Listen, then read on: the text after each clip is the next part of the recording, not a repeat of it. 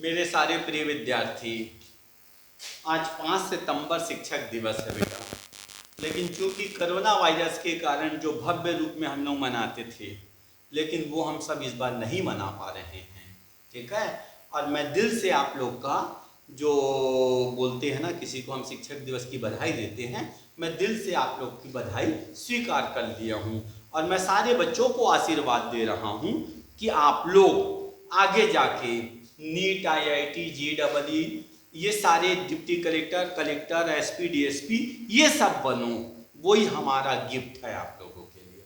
आप हमें जो गिफ्ट देना चाहते हो तो हमें गिफ्ट के लिए आप अपना रिजल्ट अच्छा दो, आप अपनी बेस मजबूत बनाओ, यही हमारा गिफ्ट है। अब चूंकि प्रकृति ने ऐसा हमारे साथ हुआ है तो बेटा हमको प्रकृति का सामना करना पड़ेगा। ठीक है। लेकिन घर में रहना है, सुरक्षित रहना है और बैठे बैठे जो नामदेव क्लास की वीडियो आ रही है उसको अपने को देखते जाना है। और ज़्यादातर बच्चों को आप बताइए, उनको भी फायदा दीजिए हमारी वीडियो का। क्योंकि नेचुरल है बेटा, जो हम ऑनलाइन क्लास में जो लाइव वाले पढ़ाते हैं उसमें उतने अच्छे से मज़ा नहीं आता जितने अच्छे से आप वीडियो के माध्यम से देखोगे। वीडियो के माध्यम से देखोगे तो आप अगर कुछ काम कर रहे हो या कहीं हो तो कोई दिक्कत नहीं। आप 24 घंटा में 24 घंटा क्या, जीवन में कभी भी हमारी वीडियो को ऑन करो। आप बैठे बैठे, जैसे रात को सोते समय, रात को सो रहे, नींद नहीं आ रहा है, हमारी वीडियो को देखिए, एक नॉलेज बढ़ते जाएगा। तो इसलिए ये वाली जो हमने सिस्टम बनाया वो सबसे बेस्ट सिस्टम है बेटा। तो मेरे 11वीं के सारे विद्यार्थियों से मेरा निवेदन है बेटा कि आप बिल्कुल ट्यूशन ज्वाइन कीजिए ताकि आपका बेस मजबूत रहे। क्लियर बेटा। तो मैं आज आप लोग को जो टॉपिक लेने जा रहा हूं, जैसे कल मैंने आप लोग को द्रव्यमान संरक्षण का नियम पढ़ाया था, मेरे को पूरा पता है कि कैसे कैसे बच्चों को पढ़ाना चाहिए। थोड़ी सी थ्योरी, थोड़ी सी न्यूमेरिकल, मतलब बच्चों को कैसे इंटरेस्ट पैदा करना है वो मुझे मालूम है। कल मैंने आप लोगों को द्रव्यमान संरक्षण का नियम पढ़ाया था, वो आप लोग को शायद सभी लोगों को रट गया होगा। किसी अभिक्रिया में भाग लेने वाले अभिकारकों का कुल द्रव्यमान क्रिया से बने अभिकारकों के द्रव्यमान के बराबर होता है। ठीक। तो आज मैं आप लोगों को एक न्यूमेरिकल टॉपिक ले रहा हूं जिसका नाम है सार्थक अंक। हो गया, जिसका नाम है सार्थक अंक। इंग्लिश में बोलते हैं बेटा इसको सिग्निफिकेंट फिगर। तो एक्चुअल में ये है क्या चीज सर? तो जैसे आप लोग देखेंगे सीए लोग या इंडस्ट्रीज में इतने बड़े बड़े आंकड़े होते हैं, इतने बड़े बड़े आंकड़े हैं, उन सभी आंकड़ों को एक छोटा रूप देने के लिए साइंटिस्ट ने 0 से लेकर 9 तक के अंकों का प्रयोग किया।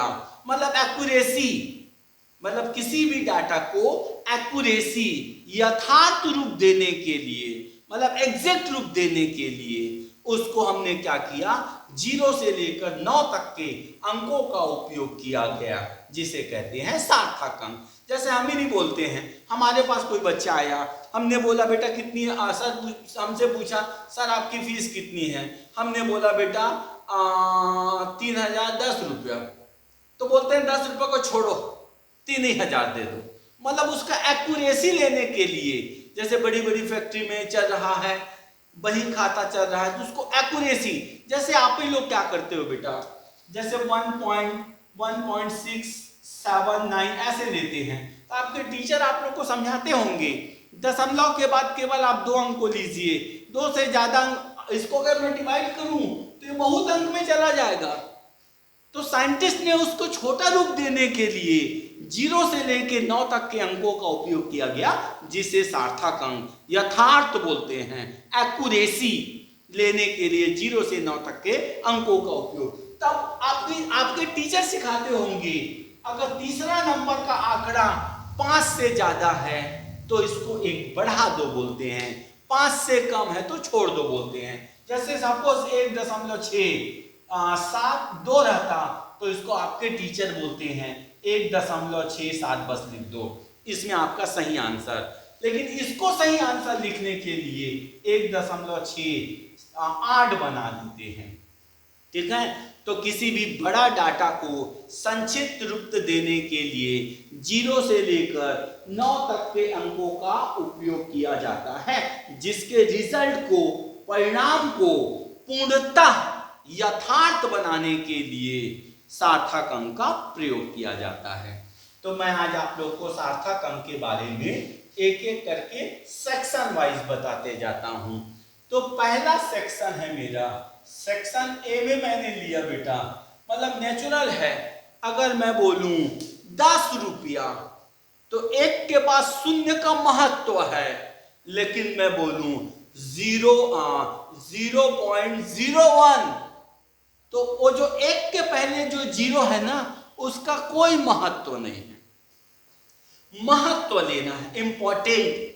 तो मैंने बोला जैसे 100 बोला तो उसके बाजू में 2 0 लगा है, उसका महत्व है। लेकिन अगर मैं किसी अंक के पहले 0 लगाते चलूं, उसका कोई महत्व नहीं है।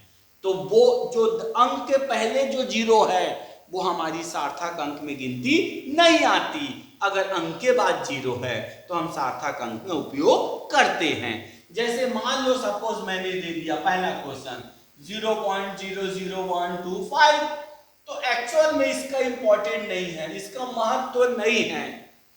उसके पहले है तो महत्व नहीं है, तब आप फट से बोल देना 1 2 3, इसका सार्थक अंक का मान कितना है? 3 है इसका सार्थक अंक का मान। अगर मैंने इसको सेकेंड नंबर में दिया 10.02, तो अब इस 0 का महत्व है, इस 0 का महत्व है बेटा। तो पॉइंट को मत देखना ना, सारे लोगों का महत्व है। जैसे मैंने बोला आप लोगों को, तो इसका जब सार्थक अंक लेंगे, इसको हमने बोला सार्थक अंक, तो 1 2 3 4, तब इसका सार्थक अंक का मान कितना हो गया? 4। तो पहले सेक्शन में आप याद रखे रहना, अगर किसी अंक के पहले 0 है तो उसको सार्थक अंक में नहीं लिया जाता। अगर किसी अंक के बाद 0 है, लगातार 0 है, तो मैं आपको एक सेक्शन में पढ़ाऊंगा, लेकिन 0 होने के बाद अगर कोई अंक आ जाए तो सारे नंबर को गिनना, वो सारा का सारा सार्थक अंक होगा। तो अब मैं आप लोग को 10 क्वेश्चन यहाँ पे बोर्ड में दे रहा हूं, आप लोग मेरे को आंसर बताते जाना।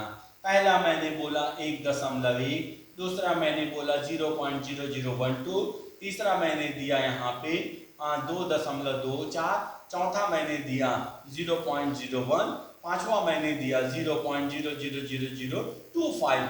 5 क्वेश्चन चलो लेते हैं अभी ना। तो इसका ये दोनों महत्वपूर्ण अंक है, तो इसका आंसर 2। अगर मैंने बोला किसी अंक के सामने 0 है तो उसको सार्थक अंक में नहीं गिनेंगे, तब इसका आंसर 2। इसको सबको गिनेंगे 1 2 3, सार्थक अंक 3। इसमें इसको नहीं गिनेंगे, अगर किसी अंक के पहले 0 है तो वो सार्थक अंक नहीं होता, आंसर 1। यहां इन सबको नहीं लेंगे तो इसका सार्थक अंक 2। क्लियर बेटा?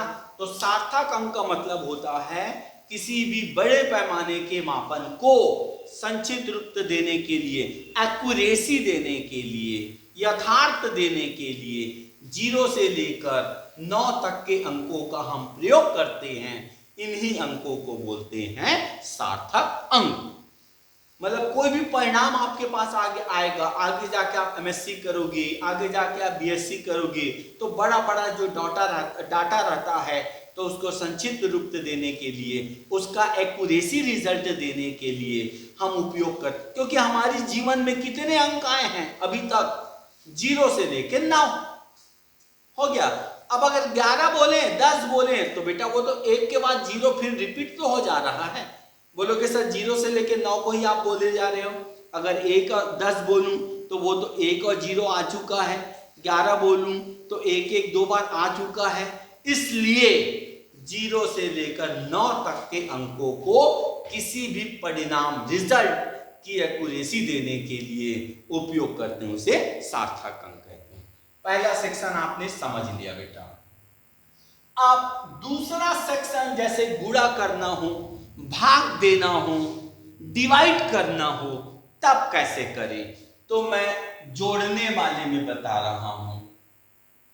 जोड़ना, जैसे मेरे को दिया 1.1, 2.51, 3.624, 4, मैंने सबको जोड़ा, 4 3 5 और 1 6, 6 दूनी 12 हो गया।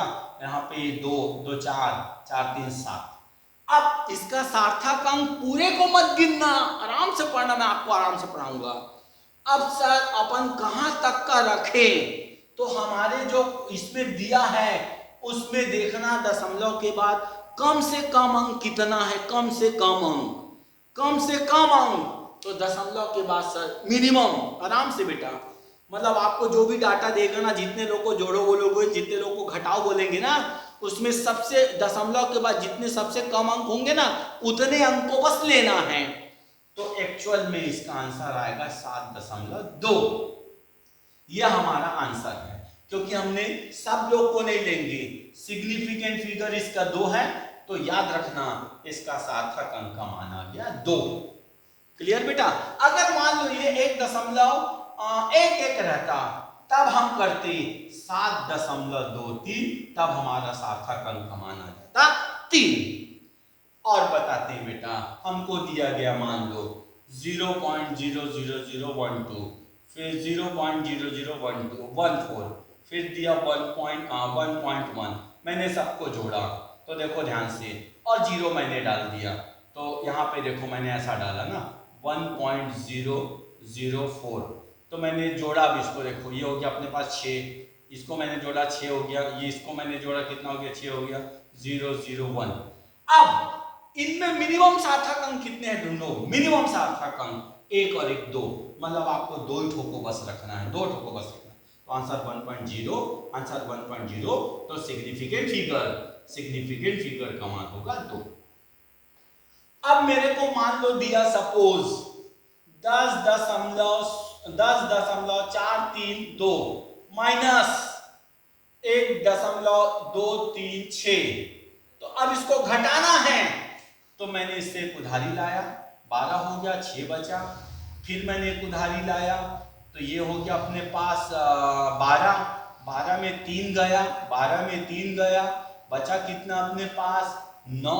फिर यहाँ से एक चला गया है, तो मैंने 3 में 1 घटाया, बचा कितना अपने पास 1, प्लस यहाँ से मैंने घटाया 9। लेकिन इसके सार्थक अंक कितने, मिनिमम सार्थक अंक 1 2 3 4, तो इसके सारे उत्तर 1 2 3 4 सबको लेंगे, तब इसका सार्थक अंक का मान होगा 4।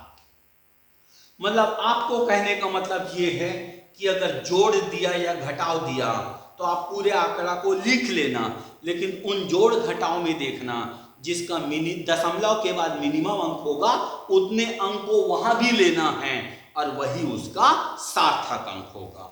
एक और एग्जांपल बता दूं बेटा, मान लो मेरे को दिया 23.04, फिर बोला 20.01, फिर बोला उसने, हो गया, फिर उसने बोला 200, तो मैंने जोड़ा, कितना हो गया 5, मैंने जोड़ा 0, फिर मैंने जोड़ा 3, मैंने जोड़ा 4, मैंने जोड़ा यहाँ पे 2।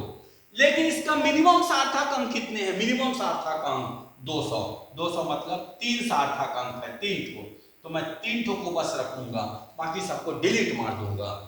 243 मतलब सिग्निफिकेंट फिगर का मान 3। इसमें देखो, इसका सार्थक अंक 4, इसका सार्थक अंक 4, इसका सार्थक अंक 3, तो हमको मिनिमम 3 सार्थक अंक तक को रखना है। तो इस प्रकार इसका मिनिमम सार्थक अंक होगा 3। ये वाली घटना जोड़ में, घटाव में, गुणा में, सब में नियम आता है।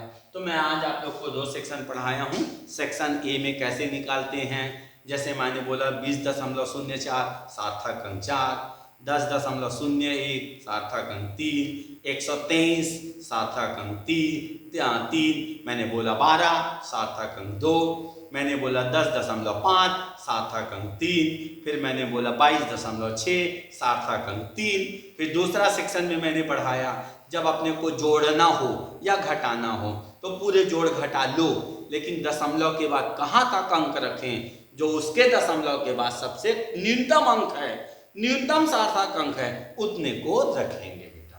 क्लियर। तो मैं आज यही रख रहा हूं, बाकी मैं आप लोग को पूरी डिटेल्स धीरे धीरे पढ़ाते जाऊंगा बेटा, ठीक। और अपने मित्र यार लोग को बोलिए कि नामदेव क्लासेस से जुड़िए, हम बहुत अच्छा आप लोगों को पढ़ाएंगे, कंपटीशन लेवल का पढ़ाएंगे बेटा, ठीक है। तो आप समय का, इस कोरोना काल का आप फायदा उठाइए और ज़्यादा से ज़्यादा हमारे इस चैनल में आप लोग जुड़िए। उसके बाद हम कम से कम फीस आप लोग के पास रखेंगे बेटा, क्लियर। तो नामदेव सर की ओर से लास्ट संदेश, घर में रहिए, सुरक्षित रहिए और घर वालों को भी सुरक्षित रखिए। ओके बेटा, गुड नाइट।